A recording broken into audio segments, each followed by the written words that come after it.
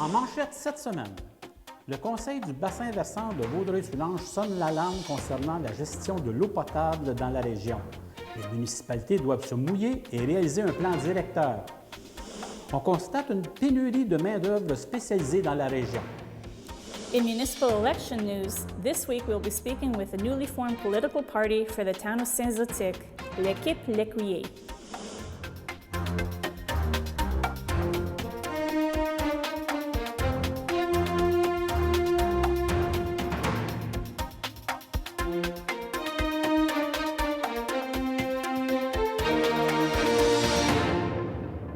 Bonjour et bienvenue à l'hebdo régional bilingue de Vaudreuil-Soulanges. Bonjour Carmen. Hi Robert, welcome to our weekly bilingual news broadcast for Vaudreuil-Soulanges. Robert, besides all the municipal politics that are dominating the news, the arts and literary scene is also making headlines as the date for Storyfest rapidly approaches. This Hudson Literary Festival is now in its 11th year and continues to attract big names from across the Canadian writing scene.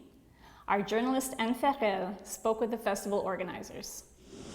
Could you tell us a little bit about the festival, the 11th edition of the festival?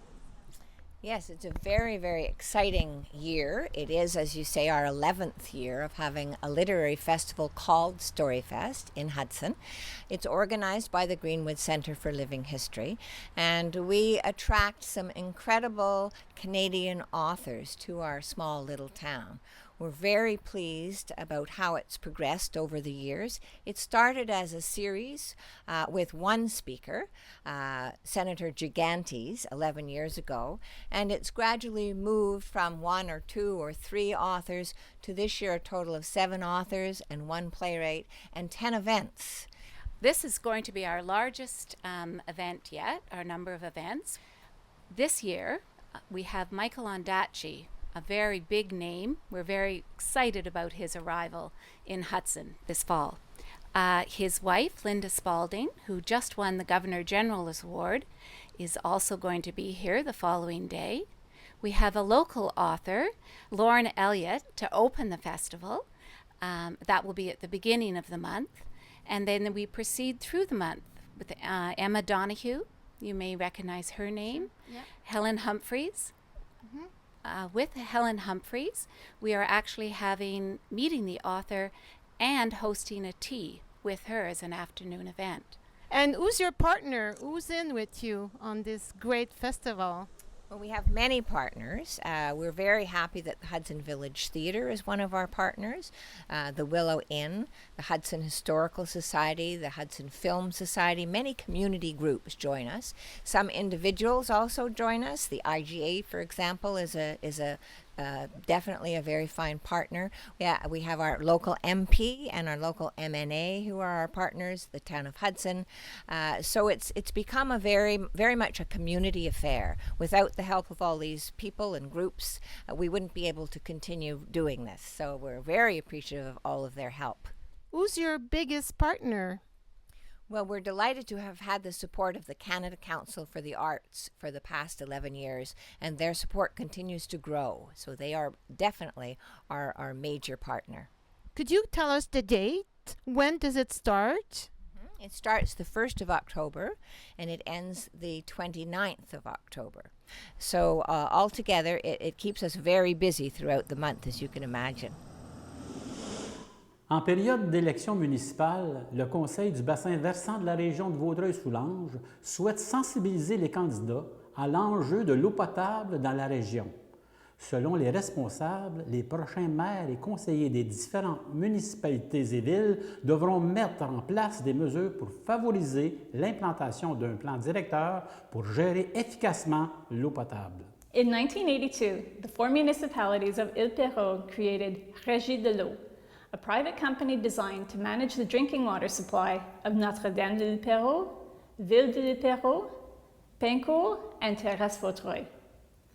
All municipalities delegate a representative of their city council to sit on the board of directors of the Régie at regular meetings held each month. Depuis 2009, la région de Vaudreuil-Soulanges possède son propre organisme de bassin versant, Cobaver VS, un des 40 organismes à but non lucratif du Québec, qui joue le rôle de concertation, de planification et de coordination pour la gestion intégrée de l'eau. Une gestion intégrée de l'eau par bassin versant, ce que c'est en fait, c'est un mode de gestion qui tient compte de toutes les activités qui ont lieu sur le territoire d'écoulement naturel des eaux, qui peut avoir un impact sur l'eau en soi. On est mandaté par le ministère de l'Environnement pour faire un outil de planification qui va être utilisé à tous les acteurs de l'eau, les acteurs du milieu. Un outil de planification qui est utile à tous pour assurer la pérennité des usages de l'eau sur le territoire.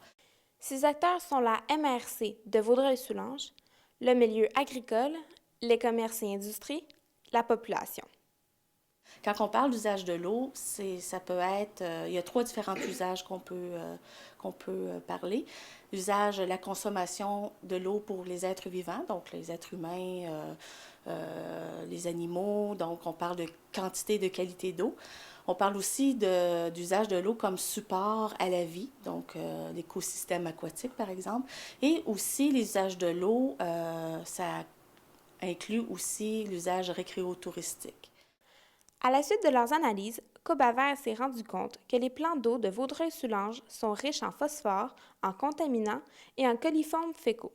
L'organisme a ciblé 4 enjeux prioritaires dans les 19 municipalités. 1. Qualité et santé de l'eau. 2. Intégrité des écosystèmes aquatiques et riverains. 3. Quantité d'eau et sécurité. 4. Accessibilité de l'eau. Dans le fond, cette priorité-là a été établie à travers des consultations publiques qu'on a faites sur le territoire de Vaudreuil-Soulanges. Une qui a été faite avec le public en général et l'autre qui a été faite avec un groupe agricole, l'UPA de Vaudreuil-Soulanges. Sur le territoire des 19 municipalités que Cobaver gère, 38 bassins versants ont été cartographiés. Alors, quels sont les objectifs et les actions que vous allez entreprendre? Le plan d'action va être décidé en collaboration avec les municipalités par bassin versant, c'est-à-dire que pour un bassin versant, par exemple pour la rivière Rigaud, il peut y avoir plusieurs municipalités qui vont devoir collaborer justement pour remettre en ordre la rivière et ses écosystèmes. De plus en plus, on va avoir des projets qu'on va monter avec les municipalités, les partenaires, pour mettre en œuvre des actions précises, pour catalyser la mise en œuvre d'actions. Donc là, on va inviter la population à venir se joindre à nous en bénévolat, mais c'est toujours à élaborer là, pour tout de suite.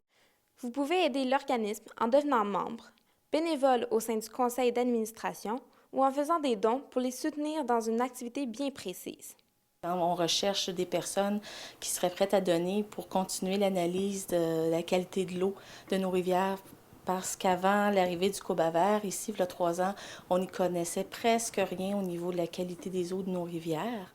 Le plan directeur de l'eau doit être rendu public au printemps 2014.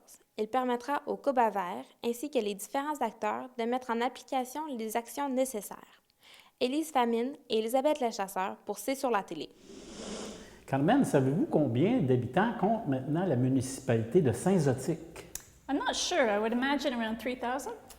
En fait, Carmen, la population a doublé entre 1995 et 2007 pour atteindre aujourd'hui le nombre de 7070 habitants. Selon Statistique Canada, entre 2006 et 2011, Saint-Zotique a connu une variation de population de 29 %. En comparaison, la croissance moyenne nationale canadienne est de 5,9 %.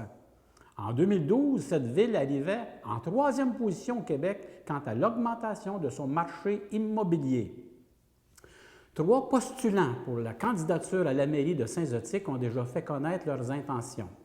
Patrick Lécuyer, qui récemment légalisait un parti municipal au nom de Lécuyer et son équipe, Yvon Chiasson, élu 2 fois au poste de conseiller à titre indépendant, et l'actuelle mairesse, Mme Gaëtane Legault. Nos reporters ont rencontré le chef du nouveau parti municipal, Patrick Lécuyer. Si vous êtes élu, quelles seront vos priorités? Bien, tout d'abord, ce serait de mener à terme les projets que j'ai entrepris lors du précédent mandat. Par exemple, le développement de la 20e rue s'avère un des projets majeurs. Cette nouvelle voie pourra bien sûr réduire le flot de circulation aux heures de pointe sur la rue principale. De plus, elle réduira le risque d'accident et les problèmes de sécurité sur la rue principale. Aussi, j'aimerais favoriser la communication avec les citoyens et offrir une plus grande transparence entre l'appareil municipal et les citoyens. Il sera aussi très important de maintenir un juste équilibre entre l'évolution municipale et les services rendus à la population, cette population toujours grandissante. Et tout cela en maintenant un taux de taxation des plus concurrentiels. Aussi, j'aimerais participer au développement d'un sentiment d'appartenance tout en préservant avec fierté le cachet qui fait de Saint-Zotique un des plus beaux endroits de Vaudreuil-Soulanges. Finalement, je m'engage à représenter avec fierté, professionnalisme et respect toute la population de Saint-Zotique. Merci beaucoup. Le besoin en main-d'œuvre spécialisée dans la région est de plus en plus grand. Selon une étude menée par Emploi Québec Montérégie en 2012, 24 des entreprises de la région rencontrent des difficultés de recrutement. Pour pallier aux problèmes d'emploi et de main-d'œuvre spécialisée, les partenaires de la table de concertation pour l'emploi à Vaudreuil-Soulanges organisent un salon de l'emploi mercredi le 9 octobre.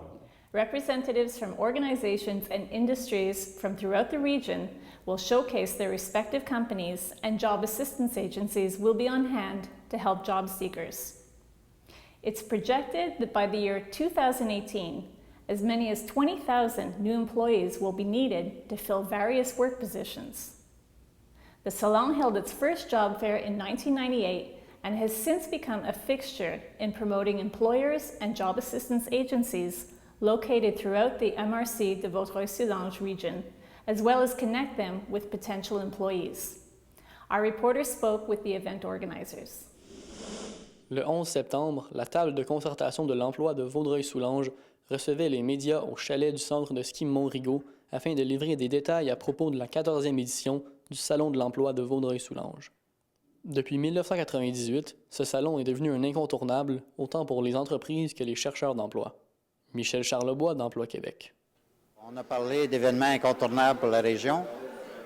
Au fil du temps, on a pu faire adhérer la MRC, je crois que c'est depuis 2004, à offrir du transport aux gens pour venir au salon. Il y a un babillard où les offres sont affichées et il y a 10 postes informatiques qui permet aux gens d'aller voir les offres parce qu'ils ne peuvent pas arracher papier sur le mur, les numéros d'offres et voir que ça exige. Ça l'indique si l'employeur est présent au salon ou pas.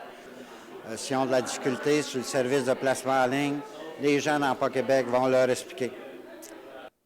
Afin d'aider les gens dans leur recherche, ainsi que les employeurs à mieux s'afficher, plusieurs outils sont désormais accessibles. Entre autres, la revue Zigzag, une carte géographique répertoriant les entreprises, des capsules vidéo, ainsi qu'un répertoire des emplois spécialisés et semi-spécialisés offerts sur le territoire de Vaudreuil-Soulanges. Véronique Derry, coordonnatrice de chez Synergie. Dans le bottin actuel, qui est la dernière édition, qui date de 2010-2011, on a à peu près 400 entreprises inscrites. Ce qu'on va faire, c'est qu'on va contacter ces entreprises-là pour faire mettre à jour leur information et ensuite, on va contacter toutes les nouvelles entreprises de la région. Ce que c'est un outil pour les chercheurs d'emploi qui cherchent à connaître le potentiel d'emploi dans la région. Il va être distribué un peu partout. Centre local d'emploi, ce serait la première place à aller le voir. Mais vous savez, le guide il est en ligne sur le site web du salon, donc il est électronique. Et en janvier, février, on va imprimer une version qui va être disponible au Centre local d'emploi. Initiateur du premier salon en 1998 et toujours partenaire majeur, le Carrefour Jeunesse Emploi rappelle aux jeunes que le salon est une chance unique de se faire connaître et de trouver un emploi.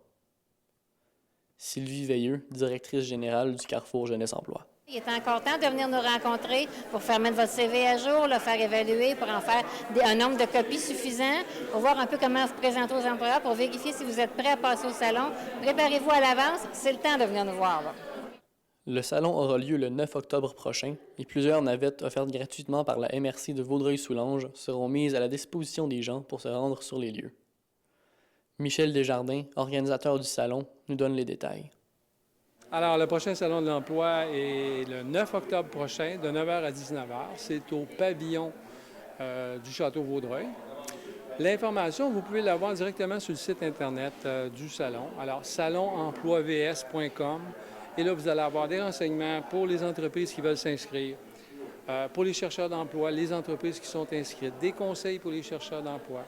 On a présenté ce matin des outils qui ont été développés par les partenaires de la table de concertation, le magazine Zigzag, 2 vidéos sur des emplois qu'on voulait démystifier.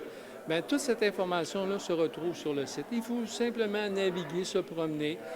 Il y a aussi beaucoup de statistiques qui ont été données ce matin et on va s'assurer que ça apparaisse aussi sur le site Internet. Il reste quelques places, il reste 17 places exactement. On a 46 espaces cette année et des renseignements pour les chercheurs d'emploi qui voudraient savoir quelles sont les entreprises qui sont inscrites, quels sont les postes qui sont disponibles aussi, le titre des postes et beaucoup d'autres informations. Merci beaucoup, M. Jérémy Glavac pour C'est sur la télé. L'arrivée de l'automne à Rigaud est synonyme de festivités de couleurs. Chaque année, le Festival des couleurs de Rigaud est tenu durant le long congé de l'Action de grâce. Les amateurs de l'automne pourront se réjouir devant le spectacle de la nature sur le site enchanteur du Mont-Rigaud. Pour en parler davantage, nos reporters stagiaires ont rencontré les organisateurs. Le Festival des couleurs de Rigaud, c'est 3 jours d'activité sur 3 sites différents.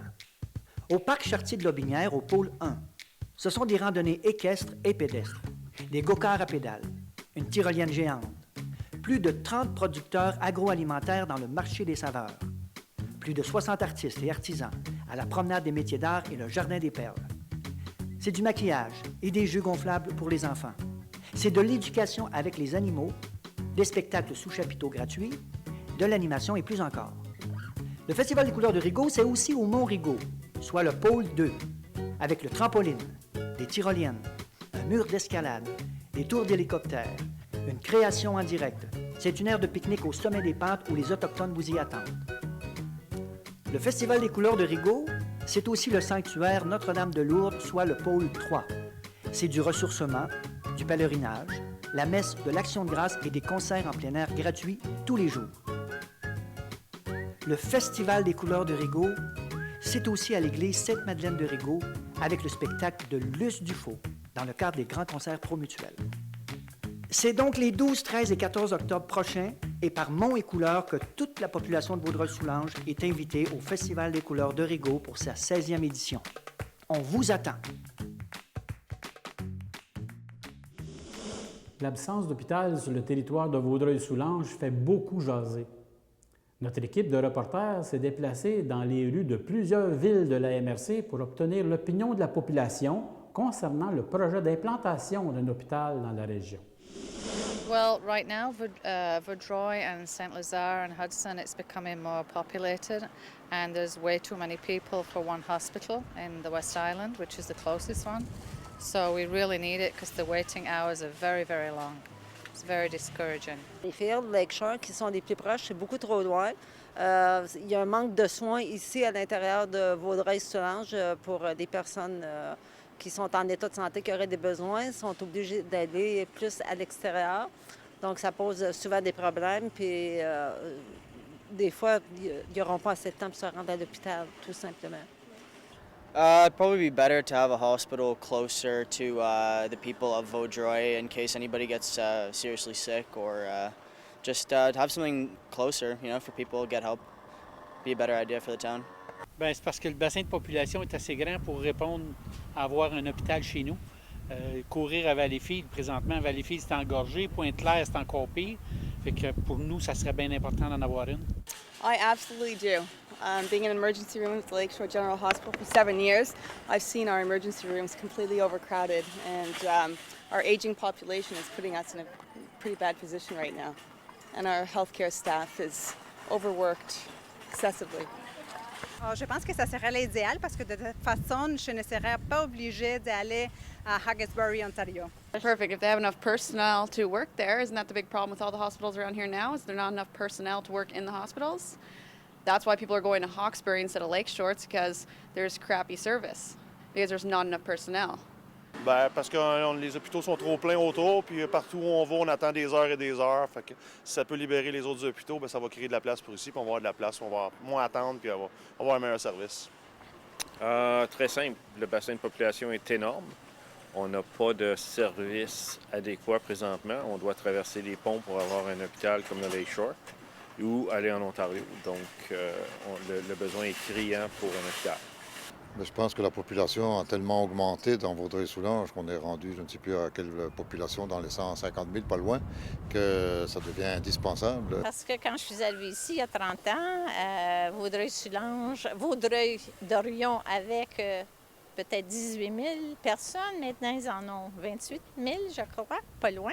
Je faisais du welcome wagon, alors j'étais un peu au courant. Puis maintenant, bien, il y a trop de gens qui sont dans le besoin pour un hôpital.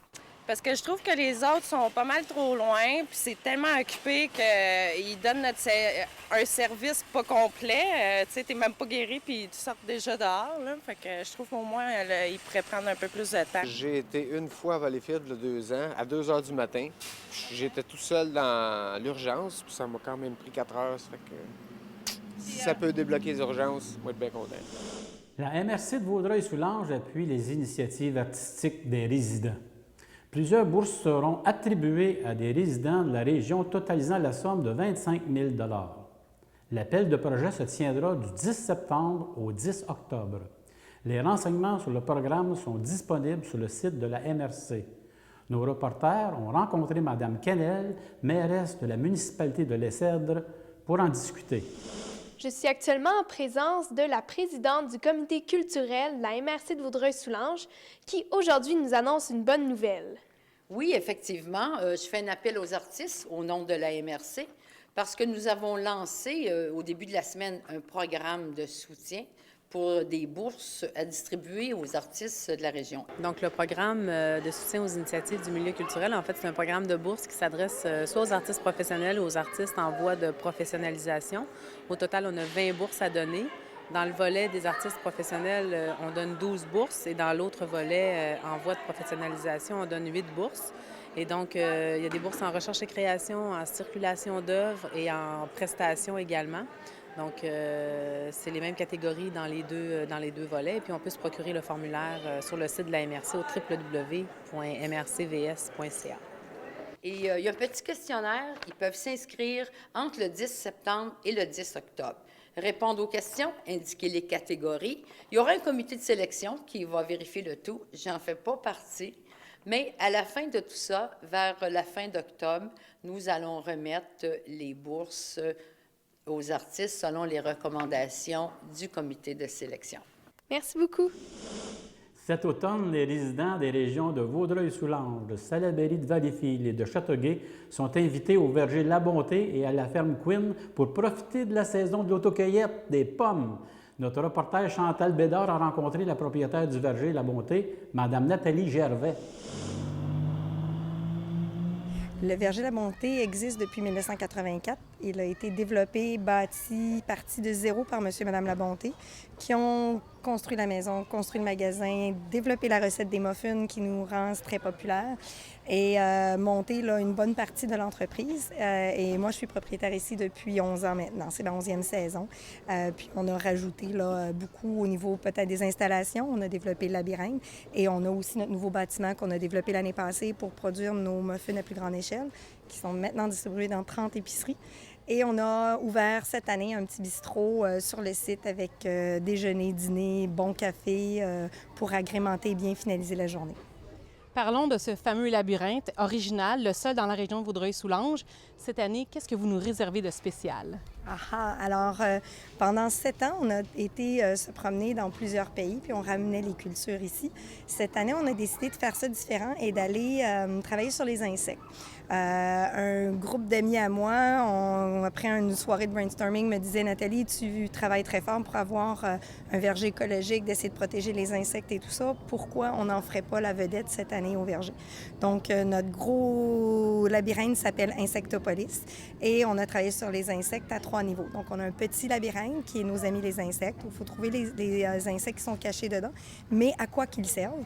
On a aussi le moyen labyrinthe qui s'appelle Bébite Cité. Ben oui, Bébite, la ville des Bébites, qui prend 30 à 40 minutes et il faut trouver 10 insectes selon leur mode de communication, selon leur habitat et le lieu où ils pondent les œufs. Et par la suite, on a notre très gros, qui est quand même assez difficile cette année, qui s'appelle Univers Arthropoda et qui contient 15 questions sur vraiment toutes sortes d'insectes variés. Donc, tout en s'amusant, en essayant de trouver les indices, on découvre sur les insectes. Vous produisez aussi des mets, des muffins, des tartes et toutes sortes de produits locaux. Vous avez, j'imagine, une petite usine, une cuisine pour ça ici. Pouvez-vous m'en parler un peu? Oui, quand on a acheté l'entreprise il y a 11 ans, le muffin aux pommes du verger était très bien connu. Il avait commencé à être distribué dans une ou deux épiceries de la région. On a augmenté et produit. Ça a été fait dans nos cuisines de la maison jusqu'à 2011. En 2011, on a construit le bâtiment que vous voyez à côté pour pouvoir vraiment augmenter notre production. Et maintenant, nos muffins sont distribués dans 30 épiceries à Montréal, sur la Rive-Sud et un peu tout. Et on a un projet qu'on commence cette semaine à aller plus d'attaques dans les épiceries à plus grande échelle. Vous pouvez aller voir sur notre site Internet. En fait, on a les 30 épiceries selon la région où est-ce qu'ils sont distribués. On n'a pas juste ça aussi. On a les croustades, les tartes croustades, les croustades. On a les pommes séchées, les pommes croustillantes. Et la semaine passée, on a sorti notre pain aux pommes qu'on vend maintenant au bistrot dans nos déjeuners et qui sort assez rapidement au magasin, qui est quand même assez unique, là, qui est fait avec la compote de pommes, nos pommes et des pommes séchées. Et je vous remercie beaucoup. Je vous souhaite une très bonne saison.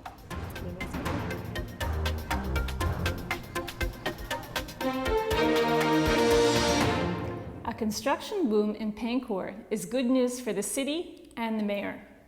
Patrick Morin Renovation Center started its construction adjacent to Highway 20 4 months ago, and Rona Hardware recently announced they would be building their own outlet in the same area. Pancourt Mayor Yvan Cardinal said the projects will bring much-needed economic benefits to the community. The city says plans to complete the previously abandoned sports arena project are back on track, and the construction phases will be made public in the near future. La ville de Vaudreuil-Dorion invite les résidents au hockey libre à l'Aréna de Vaudreuil le 11 et le 25 octobre. Le port de l'équipement est obligatoire. Gratuit pour les résidents et 10 $ pour les non-résidents. For something a little off the beaten path, visit the town of Van Cleek Hill in Ontario as they host their own foodie weekend October 5th and 6th, featuring a Saturday Oktoberfest and a Sunday wine and cheese. A short drive across the border, this friendly town welcomes both English and French-speaking visitors. For more info, consult the town's website. Hudson Village Theatre presents one special showing of A Promise is a Promise for kids aged 3 and up. The October 18th show features live music, including an Inuit frame drum, an accordion, and some very high-tech effects. The show is based on the well-known Canadian book by Robert Munch and Michael Kuzijak, and is a favorite with kids. Originally presented in Baffin Island, the show has toured across Canada. For ticket information and showtimes, consult the Village Theatre website. The 2013 World Professional 10 Dance Championships will take place at the Valleyfield Arena October 17th to the 19th. This 3-day competition includes dance styles such as country, salsa, social, and international, with dancers competing for a number of titles. Competitors representing 15 countries have registered for the competition, and a total of 6,000 tickets for the event are now available online. Est-ce qu'on va avoir l'occasion de te voir danser la salsa, Carmen? No, Robert, not me. I have 2 left feet. That's it for us this week. Thank you for joining us. And this week we also say goodbye to Robert. Thank you for being with us. It was a real pleasure. Merci à vous, Carmen. Et merci d'avoir été là et je vous dis à la prochaine. Good night.